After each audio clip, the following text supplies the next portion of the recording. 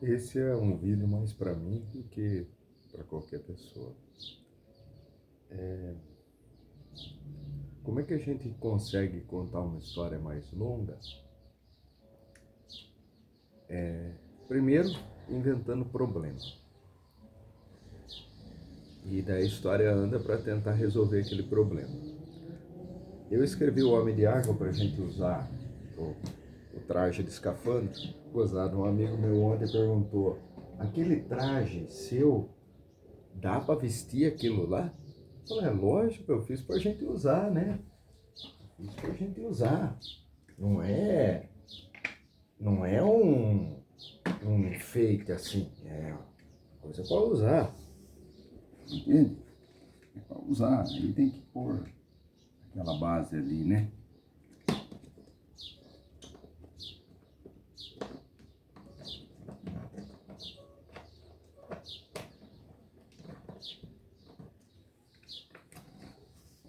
Em suma, né? Aí outras pessoas falam assim: mas não é um escafandro de verdade mesmo? Você que fez? Eu que fiz. Eu que fiz, falo todo orgulhoso, né? Eu que fiz. Então é o seguinte, a... saiu o edital lá da Paulo Gustavo, as cidades do interior do estado de São Paulo, fizeram lá os editais e foram aprovados. E o meu roteiro, O Homem de Água, que é o meu escafandro cheio de água, e que sai andando aí pra rua e se apaixona por uma garota e casa, não consegue ter filhos, e a mulher meio fica frustrada e larga dele. E ele fica sem função andando aí. Todo mundo acha que é um malucão dentro de uma roupa, mas na verdade é uma água fantasma, uma água dentro da roupa que tomou forma. Então, no meio do curta-metragem, a gente vai ver a água entrando dentro da roupa e tomando forma e saindo e indo no encontro com a garota, né, sentando no banco da praça. Pega uma florzinha. Então, um dos nomes era, para não entregar que era o Homem de Água, era Frankenstein de Komodo. Era um Frankenstein. Uma história de amor, assim, de um ser incompreendido, né? Aí eu tinha escrito Escafandria Intraterra, que está por aqui, que por baixo o texto eu imprimi em papel. Eu fiquei me perguntando, se eu escrever 15 minutos do Homem de Água, e a gente vai fazer o ano que vem, e seria bom dramaturgicamente continuar escrevendo ele para ter um longa-metragem, né? E daí vai que apareça novos editais, nem o ano que vem, no outro, essas coisas, se o pessoal estiver animado, vai que gostem tanto da história quanto da nossa encenação. O André Talamonte aqui em Botucatu, que vai fazer a direção, a produção. Ele foi o proponente, né, da inscrição do edital, junto com o Pedro Barroca, que escreveu. Então, o roteiro meu, o Pedro Barroca e o André Talamonte. Nos inscrevemos, fomos aprovados para fazer. Então, estou contente, mas é aquela história. Tudo bem, vamos dar um novo passo. Parece que o chão sai. E a dramaturgia é um negócio que você faz nos intervalos das coisas. Tipo assim, você está fazendo lá a produção, filme, fazendo personagem, as coisas, e já escrevendo uma nova dramaturgia. Então, demora mais de ano para escrever um roteiro. Então, parece que eu esqueço, eu escrevi 3 longa-metragens, 90 páginas, quase 100 páginas. E eu me pergunto, como é que a gente consegue, eu com a cabeça tão maluca, como é que eu consegui escrever longa-metragem? Primeiro, a ideia é focar num único personagem, não é num único personagem, você tem um monte de personagens, de cenas, mas tem um personagem principal que tem um conflito bem claro. O conflito é bem claro, mas ao mesmo tempo ele não é claro coisa nenhuma. Nós temos um personagem com conflito. Se ele for bem claro, for simples, é mais fácil. Aí você cria um problema para esse personagem. Aí os outros personagens também podem ter problema. Então, para escrever uma história, você tem que criar um problema e caminhar para solucionar aquele problema. Então, na Escafandria Entre a Terra, eu coloquei lá um personagem que tinha dois problemas. Dois problemas. O primeiro problema é que ele estava muito sozinho, morando num quarto de hotel, e ele tinha um familiar dele, que é a mãe dele, que estava numa casa de repouso. Então, a primeira cena é ele visitando a mãe na casa de repouso, e a mãe não está feliz lá, e ele quer tirar ela de lá para trazer para morar com ele no hotel. Primeiro problema. Então, a partir daí vai disparar uma série de acontecimentos, de cenas, para que aconteça dela sair de lá. Então a gente tem que perguntar por que ela não pode sair de lá? Ela quer sair de lá? Então tem que ser vivenciada eventos. O outro problema é que ele está afastado do trabalho dele e porque ele tem um zumbido no ouvido. Ele escuta o barulho. Só que quando ele dorme e ele acorda, ele escuta um rádio que atrapalha o sono. Ele já tem o zumbido, agora escutando o rádio de manhã. Então o vizinho de quarto, aí ele cria problema com todo mundo. Aí ele vai no médico do trabalho, porque o problema é assim, ele teve um afastamento do serviço dele e está lá tentando se recuperar. Então ele frequenta o médico do trabalho. Então são dois conflitos. A mãe lá na casa de repouso, recebe o ordenado dela, mas a casa de repouso fica com o dinheiro dela. E ela não tem a possibilidade de falar assim, eu não quero tirar de vocês a tutoria, a guarda. Eu quero assumir. Então, para a casa de repouso é legal dizer judicialmente que ela não tem capacidade de se... Aí o Eliezer, que é o filho dela, assumiria essa coisa de tomar conta da mãe. Então tem esses trâmites. Resumindo, a mãe também vai passar por exames médicos lá. Talvez não fosse esse o processo, mas é o que eu pus, desencadeou. Então é assim, a primeira cena revela o problema da mãe e do Eliezer sozinho, querendo trazer a mãe. Aí a outra cena, o problema de saúde dele, ele frequentando o médico do trabalho. Aí é recomendado para ele um aparelhinho de ouvido, para ele pôr no ouvido. Aparelhinho de ouvido. Ele não tem dinheiro para comprar um aparelho de ouvido. Aí ele está muito desocupado, ele quer se ocupar. Então ele fica sentando na praça da cidade e conversa com o mendigo. Aí o mendigo fala assim, no hotel onde você mora, tem um faz tudo lá, que mora no quarto tal lá, ele faz tudo, ele faz até aparelho de ouvido. Aí ele vai lá e consegue fazer um aparelhinho de ouvido. Só que esse aparelhinho de ouvido começa a dar uns efeitos colaterais. Então perceba, a história vai crescer minhas histórias são completamente malucas, né? Mas não é problema ela ser maluca,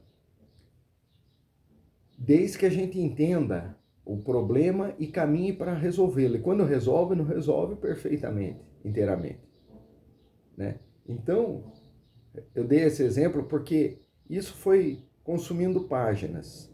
Mas, quando você chega em 15, em 20, em 30 páginas, para chegar em 90, dá-lhe ponto de giro, dá-lhe jornadas de herói, porque de repente tem acontece uma coisa lá para frente. Tudo era uma apresentação. A própria apresentação também quero dizer, se apresenta os personagens diante de um conflito. E eles resolvem parcialmente as coisas, resolvem uma coisa ou outra. De repente entra uma coisa principal. Então a apresentação do conflito principal, ela não vai estar nas primeiras cenas, vai estar lá para frente, passou a apresentação. A apresentação também é cheia de problemas a ser resolvido. Daí entra uma grande jornada. Aí a história vai ficar comprida. Então o que acontece? Eu escrevi O Homem de Água. Homem de Água. 15 minutos. Aí eu pensei, depois desses 15 minutos, foi a apresentação, é a maluquice da cabeça da personagem. Aqui eu pus aqui porque eu fiz um um mapa conceitual. Aqui está o psiquiatra e todos que estão ligados a ele, os pacientes. Então ele vai ser o protagonista desse conflito principal que vai andar a história. Ele vai ser Aí é que está a coisa. Então, os 15 minutos que eu escrevi para curta-metragem, que nós vamos filmar o ano que vem, que o André Talamonte vai filmar, e nós vamos fazer parte da produção dos atores, né? Nós vamos atuar no filme. E passados esses 15 minutos, é uma história surreal dessa água que entra dentro da roupa. Mas no plano real, nada disso aconteceu. Isso é resolvido na sessão de psicanálise. Então, depois dos 15 minutos, corta a cena dessa aventura, dessa vida, desse romance da personagem com um ser místico, mágico, uma coisa assim, que meio morre dentro da própria roupa. Essa água, ela fica podre, ela fica parada, ele para de se movimentar, ele fica no quarto do hotel. Aí decidem levá-lo até a praia e despejar a água que está dentro no mar. Então resolveu o final do curta-metragem, O Homem de Água, que teve uma breve existência entre os humanos e viveu uma história de amor, arrumou um trabalho, andava entre as pessoas e ia na padaria comprar pão. Até o momento que ele perdeu o sentido da vida e parou. E começou a cheirar mal. Aí o diretor do museu onde ele trabalha e a ex-esposa levam ele de carro até o mar e despejam ele no mar. Próxima cena, parece um final assim surreal, uma coisa muito calma, né? Porque ele virou paisagem, virou cenário, ele virou um panteísmo, ele virou uma divindade assim, né? Esse ser. Ele saiu novamente do corpo, só que agora ele foi despejado no mar. Ele andava antes assim pelas torneiras daquela cidade, pelo rio, chovia ali. Agora não, agora ele faz parte do universo muito maior, como se fosse uma morte dele, como se fosse jogar as cinzas de alguém que foi cremado no mar.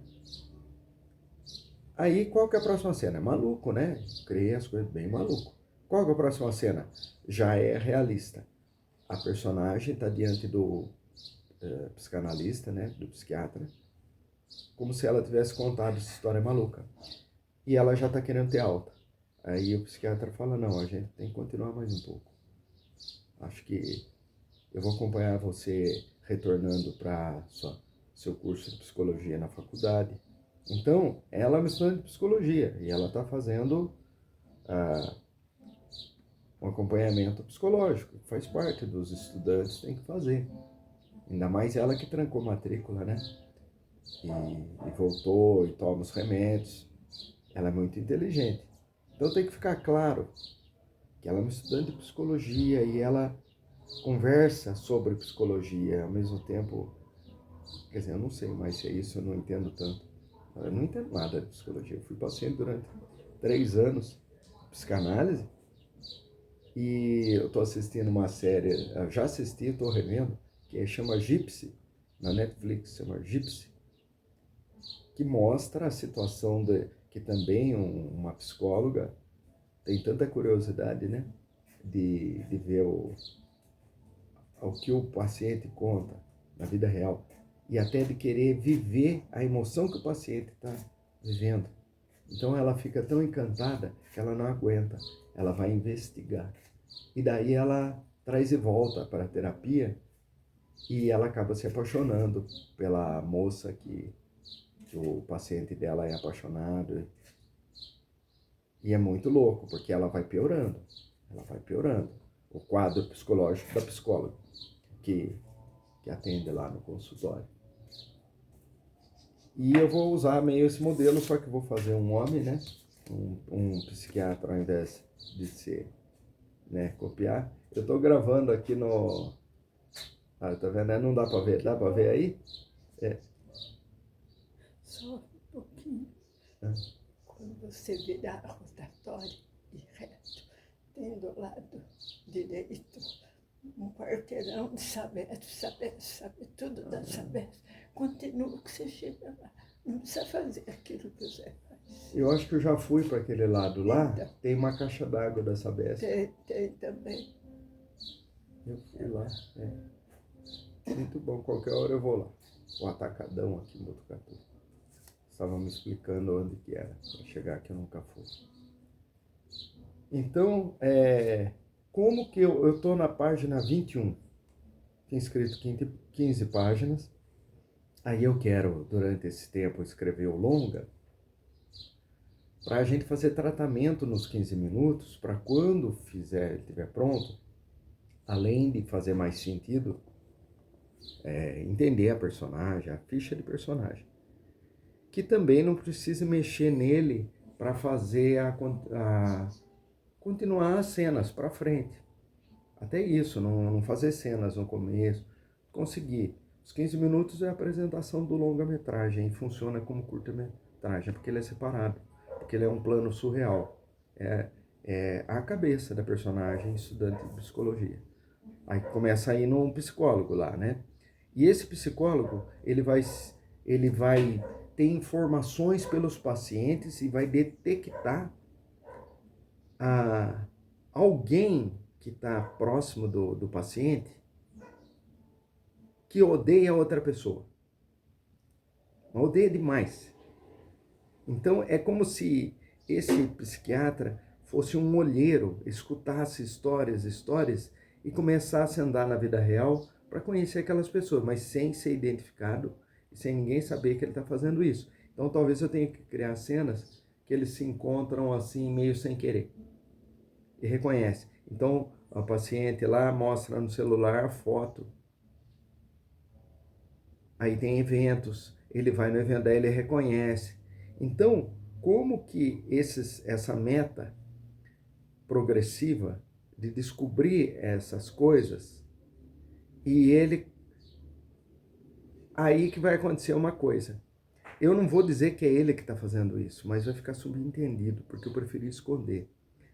Ele vai entregar um cartãozinho para essa pessoa, só que a pessoa não vai ver o rosto dele, com o número do celular, dizendo assim, eu escrevi já meio essa cena, que a ex-namorada do pretendente da minha protagonista, porque na mente dela, ela se relacionou com um cara chamado Elvis, que era o Homem de Água, que entrou em coma e desligaram os aparelhos dele e ele foi solto para partir para o universo através da água.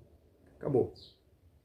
Só que essa história não aconteceu. Aconteceu com o ex-namorado de ela ter engravidado e perdido o apoio dos pais, porque era estudante de psicologia e os pais moravam em outra cidade. E ela começou a trabalhar e a barriga crescendo, e ela fazendo faxina nesse museu aí. E daí esse namorado, que nem chegou a ser namorado, porque foi num primeiro encontro, ela já ficou grávida, e daí se dava muito mal com ele. Resumindo, ela foi dar à luz e nasceu um bebê morto. Então toda essa história da cabeça dela do Homem de Água é um surto. Só que pressupõe-se que quando termina os 15 minutos e o Homem de Água, a história do Homem de Água, não a história da perda do bebê, a história do Homem de Água, o amor com o Homem de Água, é como se fosse uma aceitação. Ela se despede do Elvis, porque o Elvis, o Homem de Água, não pôde dar um filho para ela. Tudo bem. Aí o ex-namorado, o Roy, que não é nem ex-namorado, né, para ela, se aproxima. E daí ela está na sessão de terapia contando como conheceu esse sujeito, só que ela não se lembra, ou seja, ela não quer lembrar, não se trata de uma amnésia, ela não quer aceitar que ela ficou grávida do outro e que o Homem de Água nunca existiu. Então as sessões de psicanálise vai ser isso. Então ela vai contando a história real. Então ela conta como conheceu o Roy, que é esse cara que concebeu um filho junto com ela, né? E que perderam o filho. Então a história, o objetivo é ir mostrando a história real aos poucos, onde ela diz que não lembra e ela vai contando aos poucos. até o momento que ela vai dizer da transa, depois até o momento que ela vai dizer do positivo no teste de gravidez, até o momento, entende? Quer dizer, eu vou ter que segurar um pouco, depois ela vai soltando, porque não é que ela não lembra, ela lembra. Até chegar na hora do parto, que seria uma hora terrível lá para frente. Essa é o conflito dela, progressivo. Está bem difícil imaginar isso e desencadear em cena. A do psiquiatra é achar a ex do Roy, que odeia o Roy. Então eu escrevi meio já essa cena. O psiquiatra está vestido de faxineiro e a gente não sabe que é ele, mas a voz é dele. Ele entra no banheiro das mulheres vestido de faxineiro. Ele começa a perseguir, né? Perseguir essa ex-namorada do Roy. E ele entra no banheiro das mulheres, ela tá dentro daquele reservado da privada, assim, que tem a porta. E ele escuta a conversa dela com o Roy no celular. E ela fica tão brava com o Roy e fala que ele tinha que morrer. Que odiava ele demais, que odiava. Aí o que acontece? O psiquiatra, só dá pra ver o pé dele por baixo, assim, com a bota da faxina, o rodo. Enfia um cartão e fala, olha, eu escutei, conversa no telefone. Ela falou, você não pode entrar e fazer faxina aqui, eu tô usando o banheiro. Espera eu sair primeiro. Aí ele entrega o cartão por baixo e fala assim, esse cara aí que você tava falando, ele tinha que morrer mesmo. E se você uma hora perder a cabeça e precisar de ajuda, liga pra mim que eu resolvo isso pra você. Enfia o cartão por baixo. Aí ela abre a porta, sai, cadê o faxineiro? Não tem ninguém. Aí ela volta, olha pro cartão no chão. Não vou mostrar ela pegando. Lá pra frente a gente mostra que ela vai ligar pro cara e o Roy vai correr risco de vida. Então o psiquiatra é um serial killer. E daí vai aparecer também lá ao final, e vai ter outros pacientes nas sessões, onde tem pessoas que têm ódio muito e gostariam de matar outras pessoas. Então o paciente vai contar de fulano e ciclano e beltrano. E numa dessas passagens vai deixar claro uma pessoa que pode adoecer de ódio, que em potencial gostaria de matar alguém mesmo e é uma pessoa. Então o psiquiatra detecta isso nas sessões dos pacientes dele, depois começa a ir na vida real descobrir isso, e daí já meio pessoas foram viajar e não voltaram, entendeu? Na realidade pessoas desapareceram, mas não foram, não foi admitido que desapareceu, não foi cadastrado como desaparecimento. Simplesmente a pessoa foi embora, foi viajar. E daí, ao final, começam a descobrir os corpos dessas pessoas. E a própria Elis tem que ser a investigadora dessa história. Ela vai salvar o Roy, vai aceitar o fato de ter perdido o filho, que o homem de água não existe, mas nessa última hora talvez ela surtada no momento X, talvez o homem de água apareça para ela, a voz. A roupa do escafandro vai estar no museu lá. Então tem vários momentos assim, que é quase um nicho assim de um santo, né? Então ao final talvez o homem de água venha falar com ela e conte do bebê. Porque digamos que o nascimento do bebê, né? Ela estava grávida, mas não chegou, ela não contou a história até que nasceu, a surpresa e o luto, né? A perda do bebê. Então vai ser o homem de água mesmo que vai falar para ela no final. E ela vai descobrir a coisa do psiquiatra, ela sendo psicóloga também, né? Ela estudando psicologia. E daí o psiquiatra vai ser preso ao final. Uma coisa assim, né? Ser levado e ela vai ser curada, né? Essa é a ideia. Estou gravando aqui o celular, o áudio.